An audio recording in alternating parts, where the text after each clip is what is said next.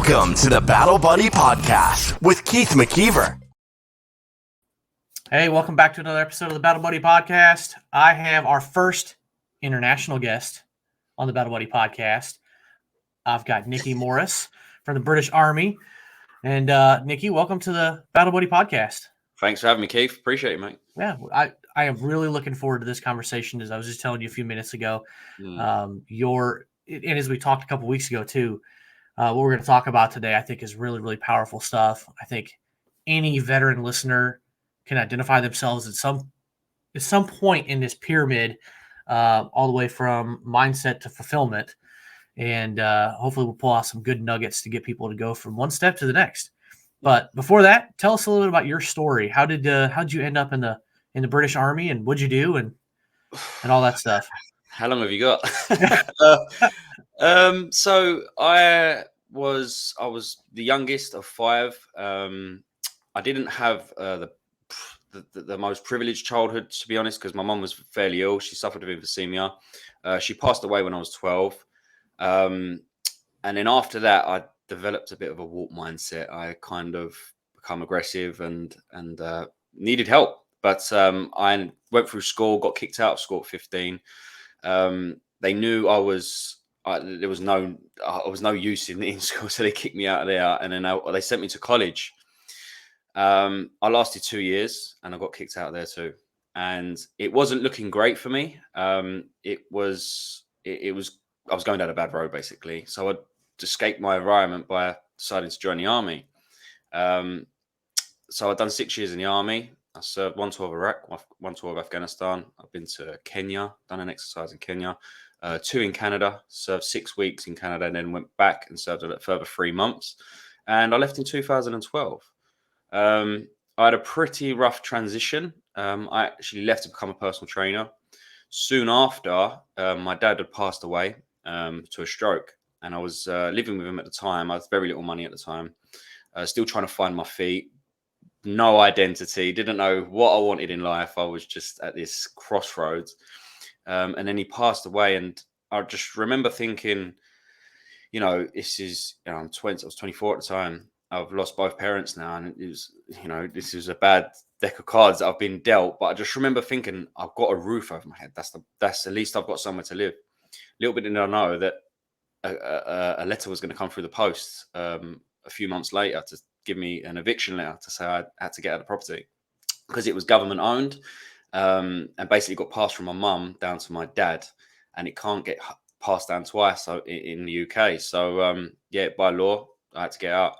I ended up in the paper, local newspaper, which caught some traction, and I ended eventually getting a property, which was a 1-bed rented flat. Very small, but I just dealt with what I got, and I went down a little bit of a bad road after that, I must admit.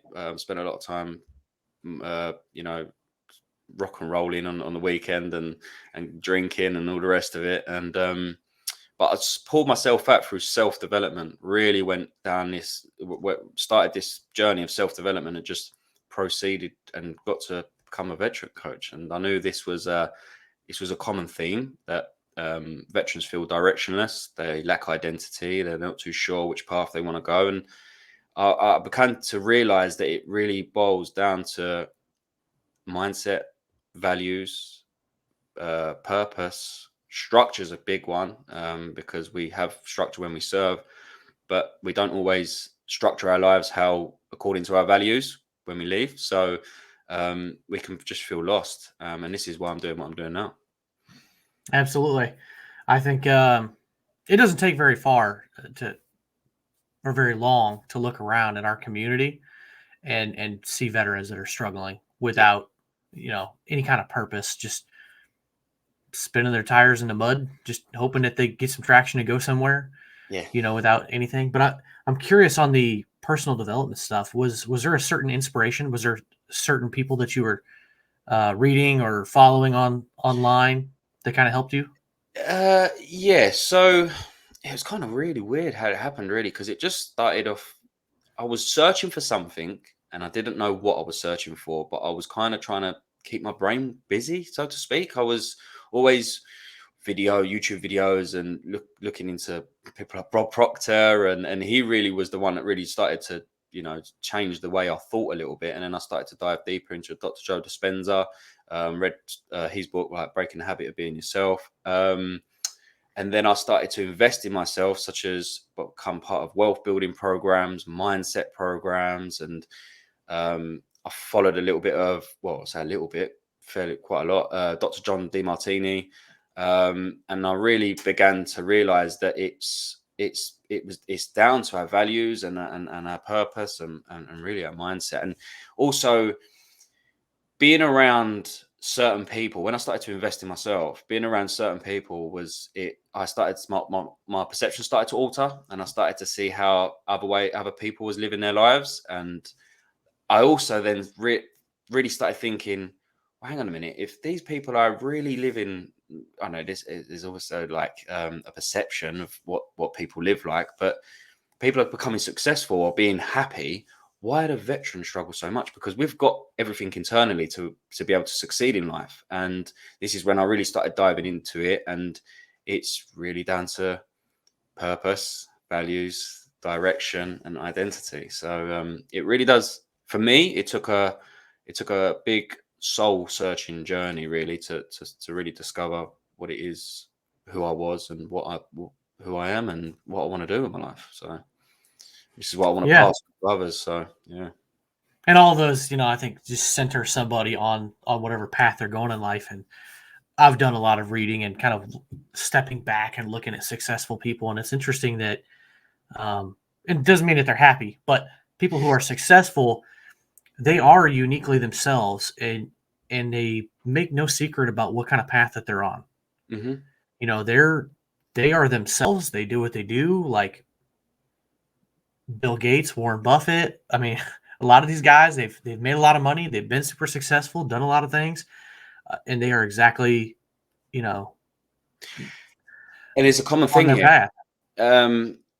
They're all doing something they love, you know, and it's really about finding what it is you want. And if you don't know what it is you want, then sometimes it can be something that's holding you back, and you're not aware that's holding you back. So it could be low self-worth, low confidence, any beliefs, any limiting beliefs that may be getting in the way subconsciously, unconsciously. We don't know until we really start to. And this is what I do with my clients. Is I messaged you before. I look at it myself and even my clients is like an onion, and we just peel back the layers till we get to what it is. You know, because there's many things that do hold us back. There's many things that's held me back in the past, mindset barriers and stuff like that. And it's just really about peeling them back and getting to that root cause. What is it that really lights you up? What is it that's you're here for?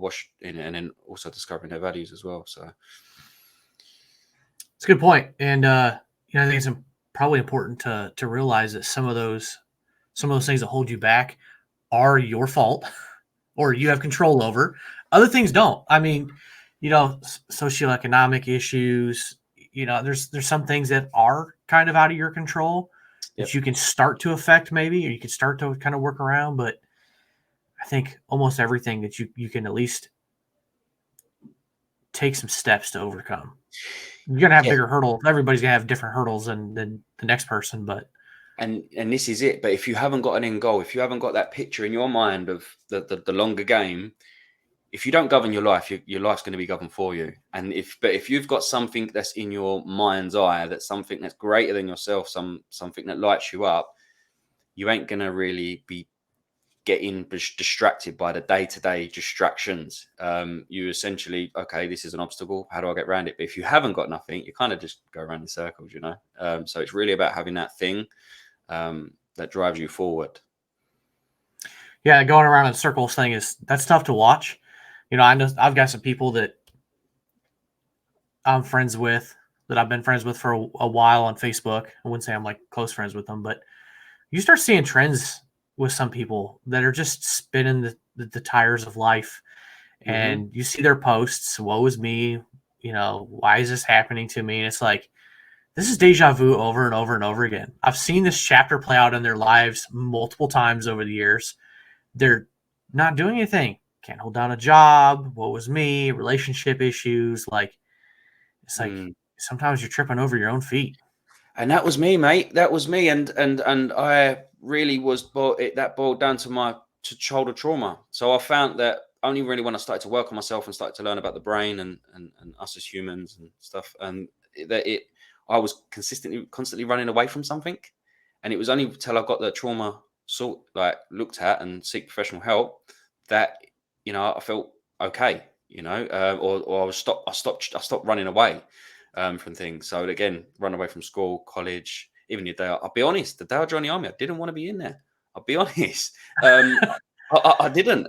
It was because I was at a crossroads and I didn't know, I had to escape my environment. So, and my dad said to me, I remember walking home and walking into the living room and said to him, "I'm going to join the army." He said, "You can't join the army." He said, "You can't even get yourself out of bed in the morning." And that planted a seed in my mind, and I said, "Right, no, I'm going for it." And so I kind of joined the army through ego.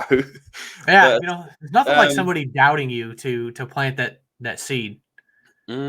And that's so I was constantly running away from something, until I really started to begin to work on myself.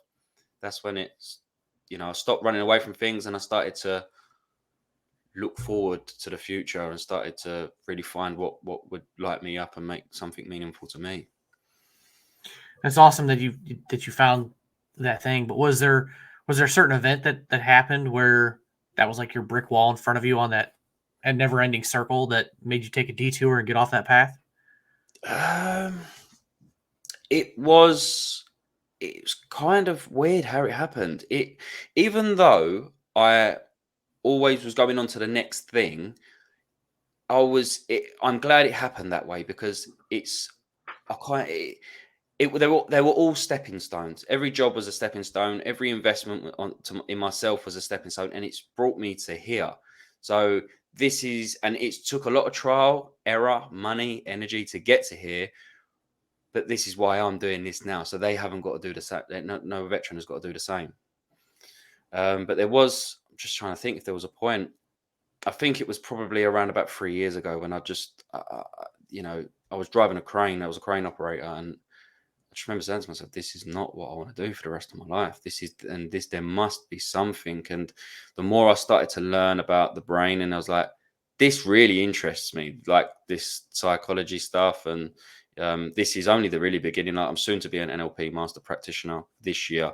But that's not the end. I want to keep going, and start. Just the more I learn, the better. Absolutely. I think the reason I asked is it feels like either people take a path like you do, just little tiny incremental changes, kind of put them on that path, or they hit absolute rock bottom. Like, there is no other choice. There is absolutely nothing else they can do but to get off that path. Yeah. Or, unfortunately, there's nowhere else to go but 6 feet under, or even, there's a lot of paths there. But yeah, it's I think everybody kind of, when they change things around, they have one of those two kind of things. Like, look, this is strictly it. I cannot go any more down this path, or it's small incremental changes. I think my path in a lot of ways was more than incremental change of like, I've got these visions, I got these goals, these things I want to do. And if things don't align, like if it doesn't add any value to me, like I don't pay attention to it. Like the news. Yeah. I don't pay attention to the news. No, I will read the news and see what's going on. That's all I care about. I just want to know what's going on in the world. I don't care to sit there and listen to, 24 hours of opinions of somebody else's on what's going on. I'm very, very conscious of what I allow that enters my mind. It's most my opinion, but the news is just fear driven, and I don't want that installed in me. So I'm trying to be an empowerment coach. I don't want exactly. Yeah. fear installed in me, So yeah. But I mean, that's an important aspect of it, is cutting out, the negative stuff, because that stuff can distract you. Yeah. In some ways. But you had told me, the transition stuff, because your story's a lot like a lot of other people. You get out and you lose all that structure, you lose all that stuff, and you kind of start back off at the bottom. You kind of talked about Maslow's hierarchy of needs. How do you kind of view that in the veteran space? The actual Maslow's needs or the Yeah. pyramid? Talk about that first. So Maslow, as we know, he was a psychologist that leveled off the human needs in form of a triangle, which is the triangle's the strongest shape, and he leveled them off. So you needed a certain number of human needs met before you had the motivation to go on to the next level. Right at the bottom, we've got physiological needs. Without those needs, we are not alive. Right? It's our chemical balances, and if you go up another level, we've got safety, which is, I'm sure we can, unless we are under fire or in the thick of it on tour, we essentially have quite a lot of safety. It's quite a secure role. We have we get fed, we have accommodation, but if you got the next level, we've got love and belonging, which is the belonging is the huge one, the brotherhood, the sisterhood, and again, if we go up another level, which is the self-esteem, the confidence, respect of others, that's that level. And if we go up another level, we've got self-actualization, which is problem solving, creativity. And I began to realize that as a soldier, we have all them needs met because we have the love and belonging, we have the self-esteem and the confidence because we are built that way. We're built to have this confidence. If we don't have confidence, then we're not going to be very great in our job. And also the problem solving. I look at the problem solving and the creativity. The problem solving, depending on your rank, you would have been problem solving most of the time. And creativity, I look at it like rock drill. Sense of achievement's one as well. Sense of achievement, maybe doing a bit of physical PT on I don't know, out somewhere, and you're pushing each other through it, and then you get you finish, and it's rewarding. Medals, parades, coming home to see your family, it's a sense of achievement, just wearing a uniform in general. But when you leave, you lose the love and belonging straight away. You feel isolated. I did personally, I felt isolated, and because you feel isolated and you feel different to everyone else in society, you feel a lack of confidence and a lack of self-esteem. Now, we're very results driven, I think, as veterans or soldiers. When we leave, if we go into a 9 to 5 and we're clock watching till 5 p.m. and it's not really fulfilling, that we're gonna lose some human needs there, and this is the thing. This is where we lose our identity. We can feel lost, and yeah, it's a very common thing. And this is why I do what I do, because I know we want all them things back, and it's chances are it boils down to values. I said to you before, I look at life as a journey, and your values are your signposts. So if I feel, for example, my values, if I'm going down a road and I've never been there before, for example, life, I'm doing something new and something feels off, I'm like, does this align with my values? Is this really what I want to do? Do you know what I mean? So if we're not aligned with our values, we feel disempowered. And then if we're disempowered, we can essentially be running our life off the amygdala, which is the survival part of the brain, instead of using the forebrain, which is the front and creative part of the brain. So yeah, that's basically my philosophy behind why we struggle when we leave. And the Maslow's thing is something I go off all the time. Yeah, when you told me that when we first met and we're chatting, actually both things you said there, plus the roadmap and the signpost, it was just like a different way of thinking about it. But I was like, wow, that's really powerful, because all of us, we get out, we take that uniform off. We are no longer, even though you might be Facebook friends with your former teammates, but you're not working with them day in, day out. The government has put somebody else in to fill your slot. They are now training with your old teammates. And you may be connected. You may send some Facebook messages every now and then, but you're out of that loop. You're not there. You're not as important to them because, let's face it, when you go to war, I mean, the most important thing to you is the person to your left and to your right. They are the reason you're there. They are the reason you fight, regardless of, any other reasons. You just want to stay alive. You want to keep them alive. Like, it's basic. But then you lose all that. And then you're back in the civilian world and you're like, okay, all right. Now I'm 24, 25, 26. what am I going to do for the next 40 years of my life until I can retire? Mm-hmm.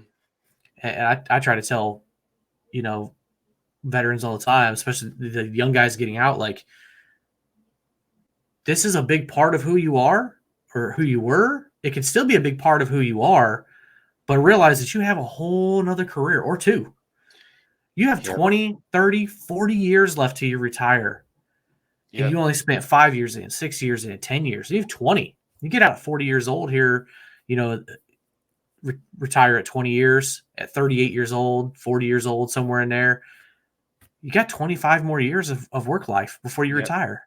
And this is the thing. It's you don't. I think as veterans, this is the message I'm trying to get at. You need to realize how powerful you are, because you've got a better chance than most people. You're an above average performer as being trained to be a soldier. You just need to tap into them internal resources that you've used before, that they're still there, but it's just tapping into them to be able to, first of all, find out what it is you want, and then let's get you on the road there so you can excel in whatever that area that it is, Right. Because we're very disciplined.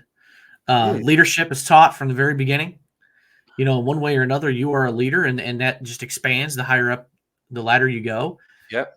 The creativity. I mean, hey, sometimes you got to make something out of nothing to get the job done. Yep. When leadership says do X, Y, and Z, you got to go find out what to do to achieve that mission. Teamwork, robustness, communication skills, resilience, attention to detail. It's the list is endless. It really is. If you compare this to, because I just finished my bachelor's degree, and I had some group projects with some traditional 21, 22, 23-year-old students, and it was eye-opening to me how they had none of those skills. No desire, no passion, no vision, no accountability. They just didn't care. And it was so infuriating to me.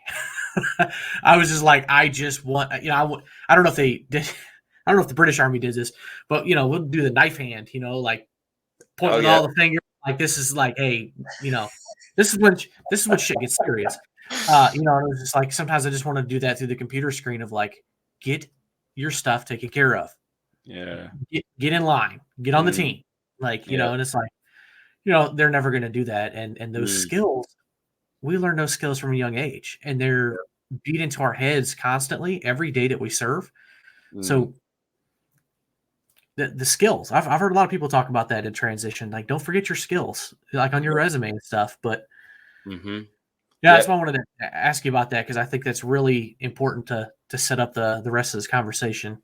Yeah, I mean, skills is something that's, like I said on the pyramid when I put the post that we're going off of. So the bottom was mindset, and mindset is something that we've developed. We have developed. It's still there.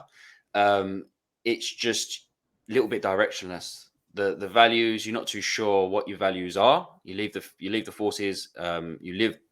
You're in the forces and you live by their values, but when you leave, you have no idea what your own values are. So it's really about discovering your own values.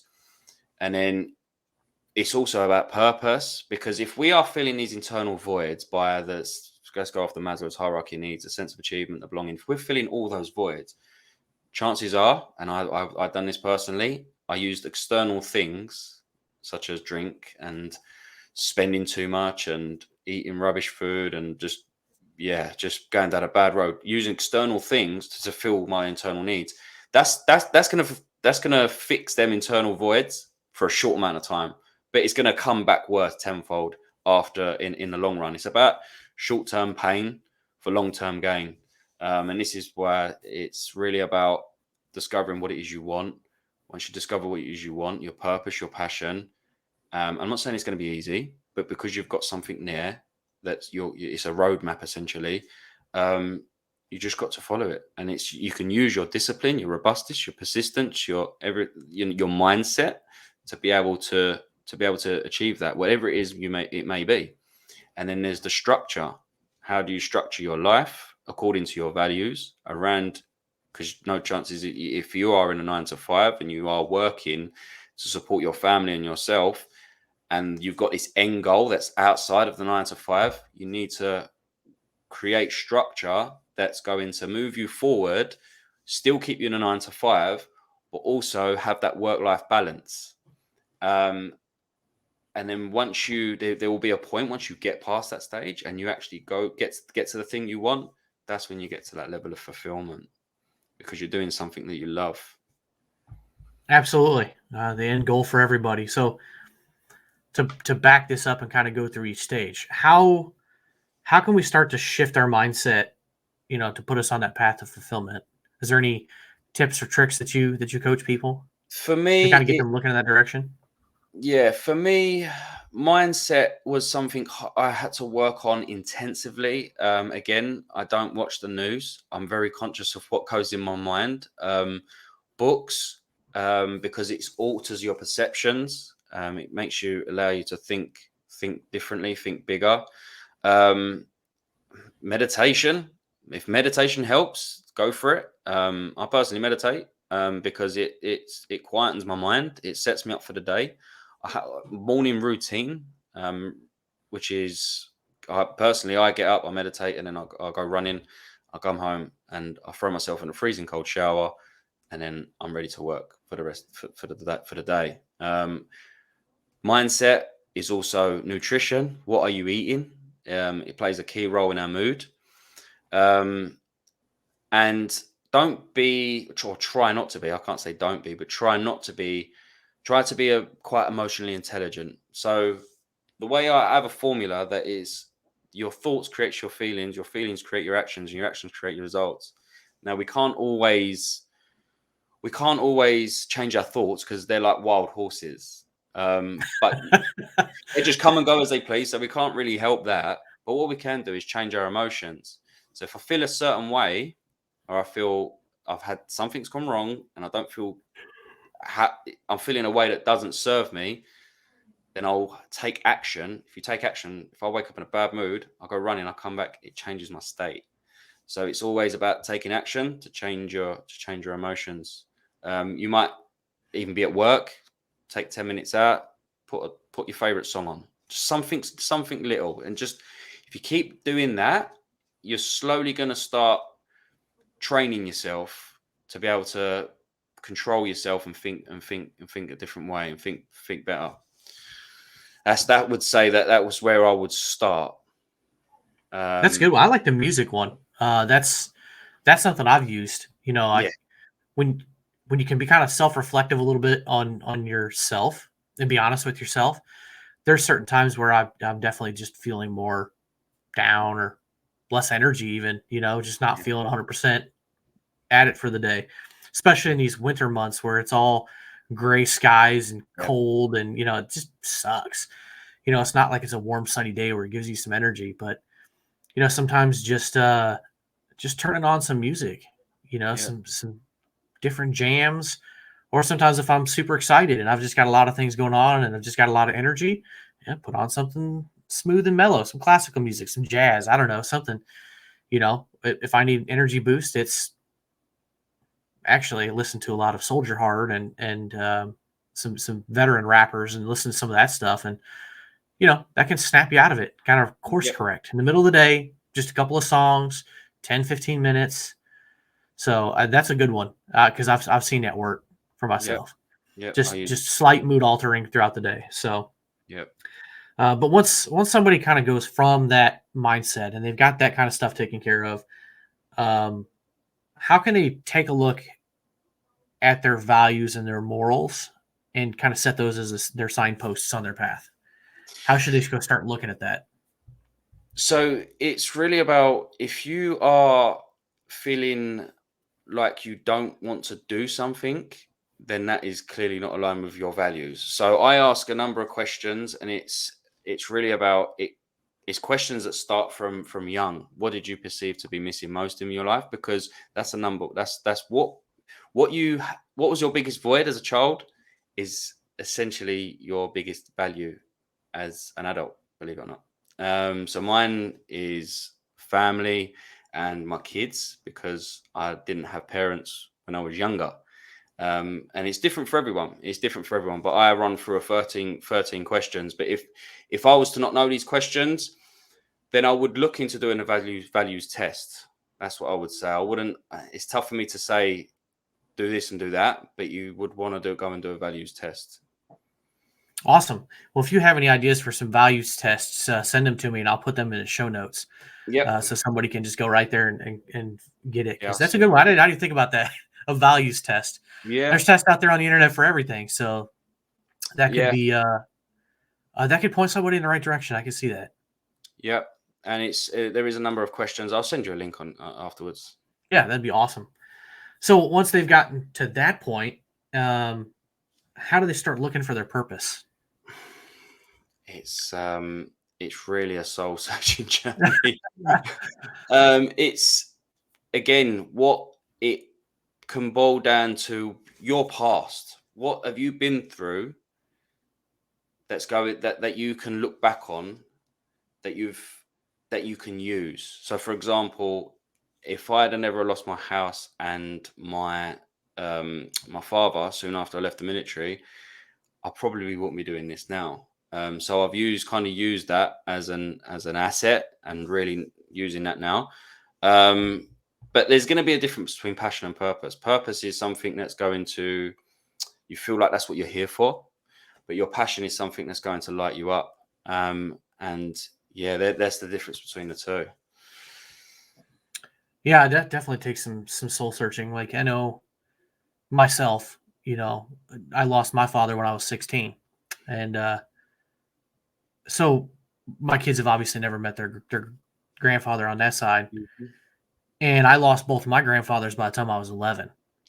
So I never had that grandfather-grandson relationship, taking to the store, going fishing, stuff like that. And my kids really haven't had that much, that kind of relationship really with anybody except for my stepdad. But, so that drives me, my passion and my purpose. I hope that someday my kids grow up, meet the love of their life and have kids of their own, because I want to be the coolest grandpa in the world. I want to be able to do for my grandkids what I never got to do with my grandparents. Yeah. That is one of my passions and purposes in life. And God willing, they give me some grandbabies, hopefully in about 10 or 15 years, closer to the 15-year mark for now. But, that's one of the things, I personally look for, just as a small example, just figure out what those things are that are important to you. And where do you want to be? Yeah, this is it. What lights you up inside? If you was to be dead in 5 years, what would you do within the next 5 years? I know it sounds very morbid, but it really wakes people up. And this is why coaching is quite powerful, because it's just really people think coaching is like this. Come on, get it done. It's thought-provoking questions. So you ask a question, it could follow into a deeper question. Before you know it, you're way deep into that person, and it's really peeling back the layers and bringing it out of them what it is, because we all have something. It's just really about tapping into it. And going back to your why with your children, for example, say you didn't like exercising. This is something I do. There's mornings I really don't want to do it. I don't want to get up and I don't want to train. But because I link my values, my highest values with my children, I link my health with my family. So you can link your values as well. So it's something to go off of. So if I don't want to train, I think, no, health, family, because obviously I want to be here for a long time. So it's something that you can link them as well. Yeah, that's a good one. And there's just a lot of things in your past that can shape you. Like, going back to my father passing away, just like legacy. I can't remember where I heard it somewhere once. And don't get me wrong, I'd love to leave an inheritance for my children, but it's better to leave a legacy than an inheritance. And I've had some wonderful role models in my life who are the kind of people who just did good for others all the time. One of my grandmothers was that way. And I that's why I look at my life, because life is short. My dad was 51. I'm turning 37 this month. So, I look at that like, wow, okay. When you said, say, pretend you're dead in 5 years, I think about that in the back of my mind. I really do. Like, my father had cancer. I think about it like, hey, look, not to sound morbid or down and depressed, but we're all affected by, cancer or other diseases. And it's just like, look, okay, all right. I'm just resigned to the fact that I'm gonna get some devastating news at some point in time in my life. I'm probably gonna have a hard fight. Who knows what the future brings? But what am I doing today to kind of cement that legacy? What am I doing today to do better for other people? Because I only got so much time on this earth, just like you do. Yep. So yep. And there's another way you could look at it as well. What do you want? So if someone wants to get up and say a speech at your funeral, what are they going to say about you? So you live your life by that speech, like so you can literally be the best. And this is in a book, Seven Habits of Highly Effective People. If you're going to read that, it's that's in there as well, and it really hits home. Like, what is that speech going to look like or sound like? So you want to be that person, I've always looked at it like, would anybody even care to show up? I see it here in the United States where like you see it in veterans groups where a veteran passes away and somebody finds out about it and they share it on Facebook and say, hey, if you're in this town at this day, this veteran passed away, has no family, no friends, nobody's going to be there for their funeral. Yeah. And it's just like, man, that sucks. Yeah. A, that they don't even have anybody there to be there for them, friends and family. But B, there's no legacy. What do they do? And then at least, and then inevitably it seems like, tons of people show up, especially veterans, to show their support and say, hey, I didn't know you, but, we're here for you. Last thing we can do for you, so that there is some sort of legacy. But you got to like live your life by design in some way. You either live it by design or you live by default. So you literally you are running on autopilot. And this is not just veterans. This is a lot of this is everybody, for sure. And it's because somewhere along the line, there is going to be subconsciously or unconsciously, there's going to be beliefs that are going to hold you back. Money's not important. Stay grounded. Money's evil. There is many. And they subconsciously, we're not aware of it, but they can hold us back, and also self-confidence and self-worth as well.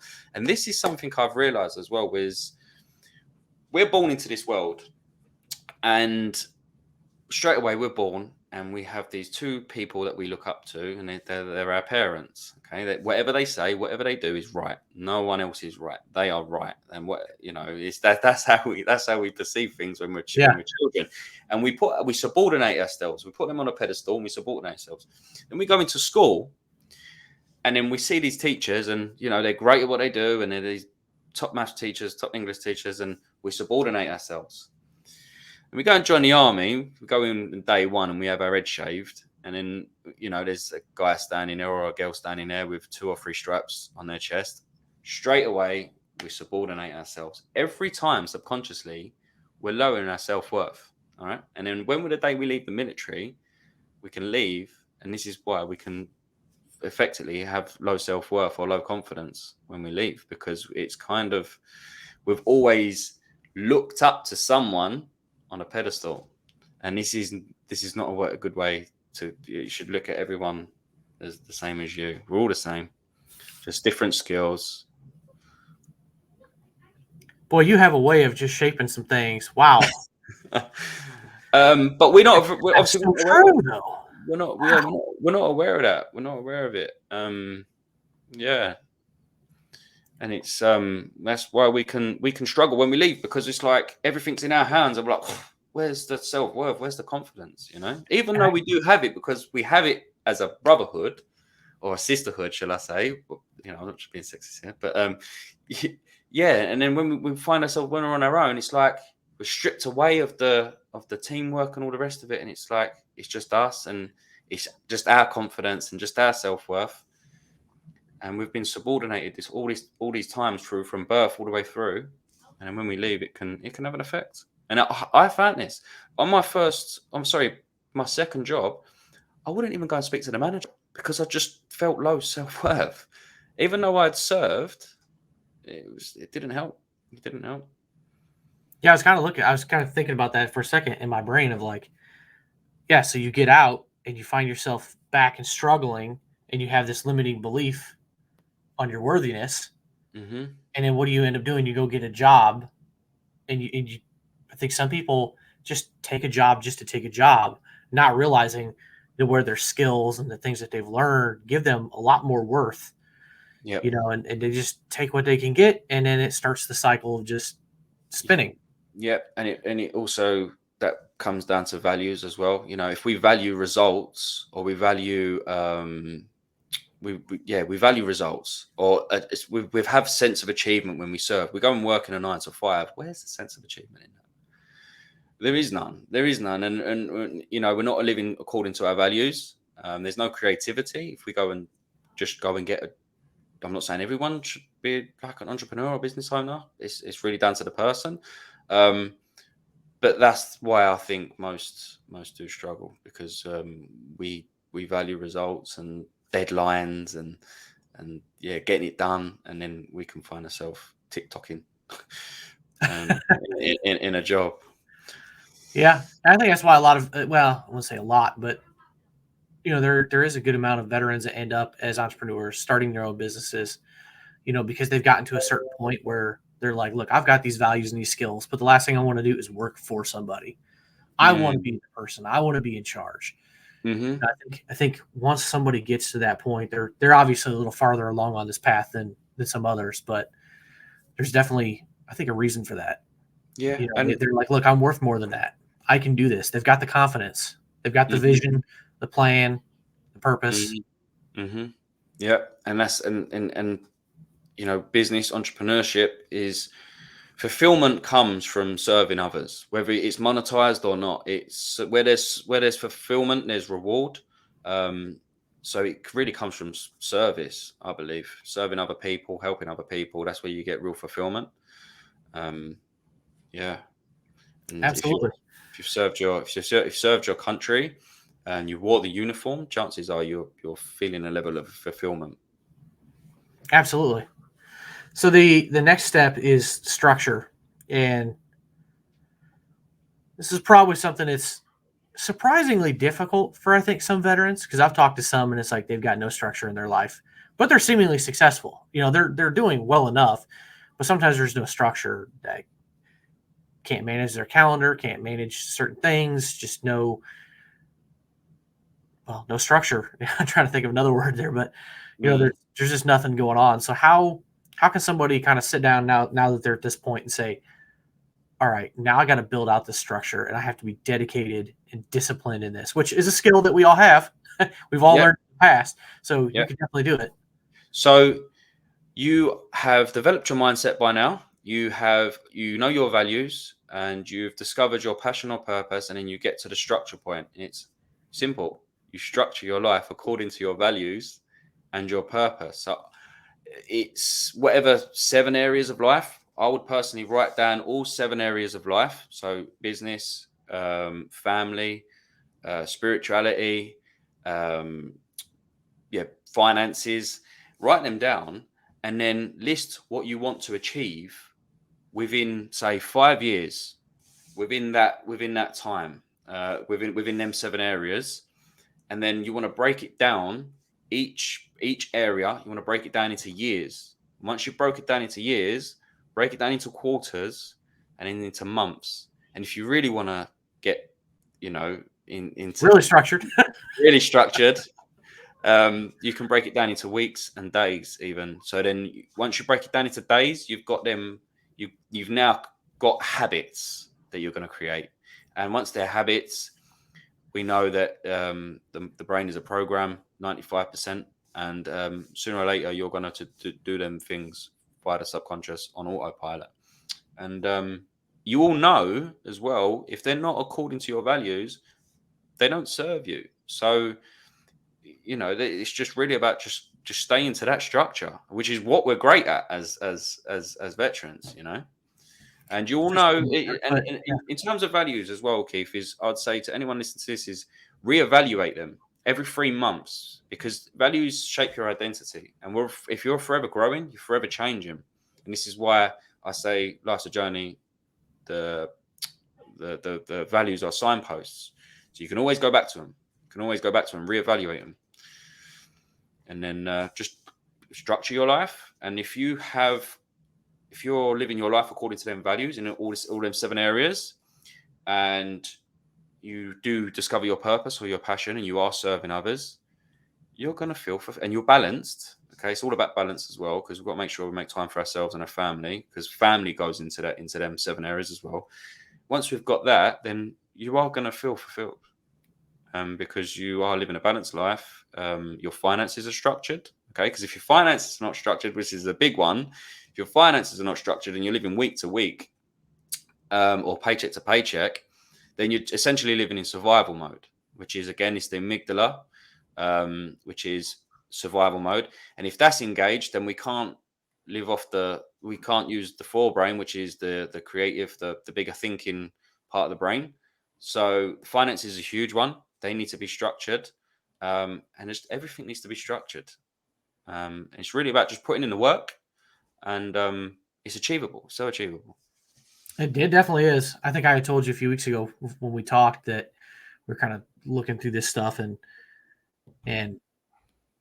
I had always had goals, and they were kind of halfway written down. But for myself this year, I actually, ironically, kind of took the same path. I used Excel spreadsheet, and I just said, look, for my real estate business, for my podcast, for me personally, in these 3 categories of my life, what do I want to accomplish in the next 5 years? And I think I put like 10 major items. And then I broke those down, and I didn't go, what am I going to do year by year, month by month? But I did break them down. I said, okay, because this was early January, I said, what can I reasonably get accomplished this year? So I wrote it down. Okay, this is what I want to get accomplished this year. And then I started putting it in my tasks. Okay, all right, these 5 tasks on this one thing are reliant on the first 5. So, second half of the year, right? Let me get through the first ones. And I tell you what, personally, I have gotten more stuff knocked off my to-do list and achieved than I ever thought possibly imaginable. Productive. Just by writing it down, having it broken down what I'm going to get accomplished this year, and taking the action steps to get to it. Yeah. It was that simple. Yep. And it's on my computer. I can pull it up at any point in time and okay, where I'm at. Yep. I highlighted it and color coded, where I'm at in the process. Yep. Yeah, it's once you start writing it down and you've got like that blueprint, you'll be surprised what you can achieve. But when we don't have any idea and nothing structured, we look for, and we've got no guide, we then fill our day with low priority tasks instead of high priority tasks. TikTok, Facebook. yeah, and you're looking at social media, and before you know it, half the day's gone, and then you feel guilt because you're like, what have I done with myself today? So it's them stages that are laid out there that I believe they are the Well, that's a good one, talking about the negative influences and stuff. And if you really stop and think about how many hours a day that you're on those social media platforms, or you're doing stuff with no purpose, just kind of going through things. Just imagine the compound effect of staying off Facebook for just 1 extra hour a day. That's 7 hours a week. Yep. And I say there's always a difference between being busy and being productive. Absolutely. Yeah, I'm busy, but are you productive? You hear people say all the time, I'm busy, but that was me in the past. Like I said, and in writing down these goals, it got me to the point of being productive, being much more structured with my calendar, time blocking, knocking these tasks out. I've gotten so many of them done. Yeah, and you're getting a sense of achievement because you're getting them done. Yeah, you see the needle move. Personally, professionally, all these different things. You see these changes. I actually just finished not too long ago Darren Hardy's book, The Compound Effect, which was a really great book.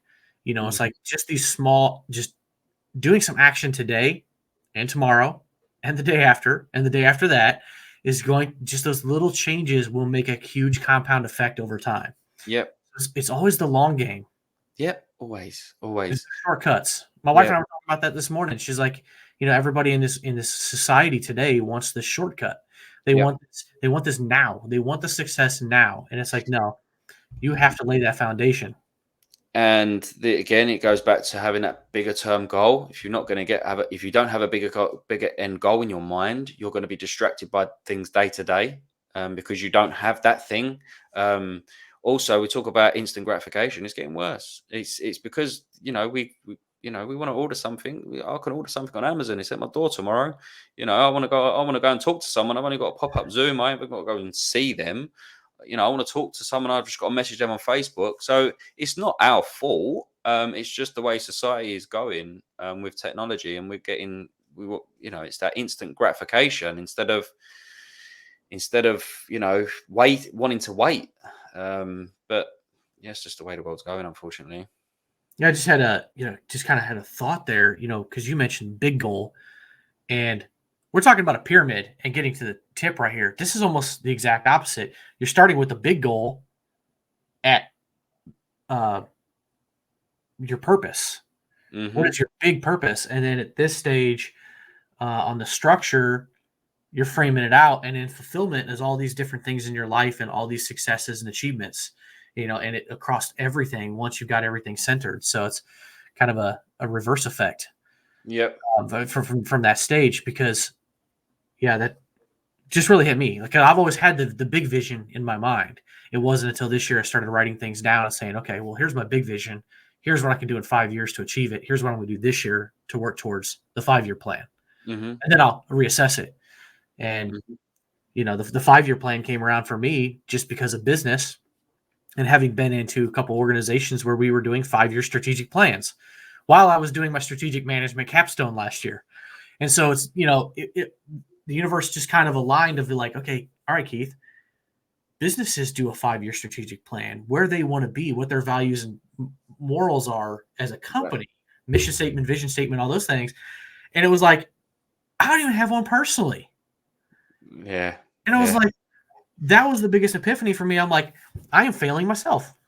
Yeah. And I think, I don't know if it's because subconsciously we don't even give ourselves the permission to want that big thing, or it's I don't know. It's crazy. There's a lot of people that walk around and they don't have these things, and it's you gotta have direction yourself, and you've got this is why mindset is at the bottom of the pyramid, the foundation, the most important part, because if that's not there, I spoke to you before about it's like having an upside down triangle. It will topple over. It's really got to be, I believe, in that order. And also it's mindset, looking after ourselves first. It sounds selfish, but it goes back to when the aeroplane crashes, you put the gas mask on yourself before your children, because if you're not good, then they're not good. So it's really about fixing yourself if you need fixing, or building on yourself, you growing as a person, and then building from that pyramid, and then you're going to be the best version of yourself, I believe. Yeah, you don't want to be the weak link in the chain. Yeah, you got to take care of yourself. To put it in the veteran perspective, the guys and the gals to your left and to your right, like, don't be the weak link. Take care of yourself. You take care of yourself and you do your job and you focus on what you're doing, and they do it on theirs, and it makes the whole unit stronger. You use the same analogy in your family. You and your spouse, you and your significant other, whatever, your kids, your parents, build that. So I was going to ask about fulfillment, but I think, that's a deeply personal thing for everybody, depending on all those other things. So it's kind of goes. I suppose you could ask the same thing about success. What's success? But what does success mean to you? So, we were speaking about this before, and you could have all the money. You could be a multi-millionaire with a multi-million pound business, but if you're not happy, are you successful? Or you've got someone that is not 6 figures a year, but they're balanced and they are completely fulfilled. They're in all 7 areas of life. They're growing in every 7 areas. They've got balance with their family. They ain't got too much stress on themselves, and yeah, and I think it's different for everyone. And Yeah, I think when I think about success, I think that there's two versions of it. There's your version of success, the standard that you're holding yourself to. And at the end of the day, that's probably all that matters. Right? It's your life to live. yeah, But yeah. then you have the outside influences, your friends, your family, your colleagues, the people that know you. Like, it's their vision of success. And it's like, who are they really to say what your vision of success is? But that's according to their own their values, and this is what Exactly. a lot of people do. They live their life by someone else's values. So if you're going to a job, and I'm really digging out the jobs today, but if you are going, if you go into a job and you're not happy, you wake up every day, and this was me. If you wake up every day and you're not enjoying what you're doing, you're living your life according to your boss's values, and you're not living according to your own values. And if you're feeling unfulfilled, um, it goes back to who said this. You need to work harder on yourself than you do your job. So when you come home, you start to begin to, if you're not happy, build a plan. What it is you want, then build a plan, structure, and try and make that escape, and so you can get to that level of fulfillment. Absolutely. Well, we definitely went down the rabbit holes today. Sorry, because you have a pet rabbit. But Nicky, I got your website scrolling at the bottom for anybody who wants to reach out to you if they're interested in some coaching. It's Nicky Morris theveterancoach.com. It'll be in the show notes for everybody, as well as some of the values tests we'll throw in there and your social media links and all that stuff. So for the listeners, have no fear. It's linked in there on your favorite platform. But any last thoughts or comments? No, just thanks for having me on. This has been my second one now for the US, and I appreciate you guys, man, reaching out. And it's great that I can get my message over to the US. So, yeah, thanks for having me on. I appreciate it, Keith. Well, thanks for being my first international guest and dropping what's there's a lot to unpack for people in this episode for sure. Something for everybody, but I appreciate it, and it's always a pleasure to talk to somebody who's got some of the same thoughts and opinions on some of these things and personal development, because I could probably talk for days on that. Yeah, I mean, but yeah, everybody, make sure you go follow Nicky on the platforms there, and also make sure that you share this, so that even outside the veteran community, there's a lot of people that could get a lot of information out of what we just talked about here. So like, subscribe, follow for me and for Nicky, and spread the word. This is some helpful stuff for a lot of people. So with that, we'll go ahead and wrap it up. Once again, Nicky, I appreciate you being here. Thank you for having me, mate. Appreciate it.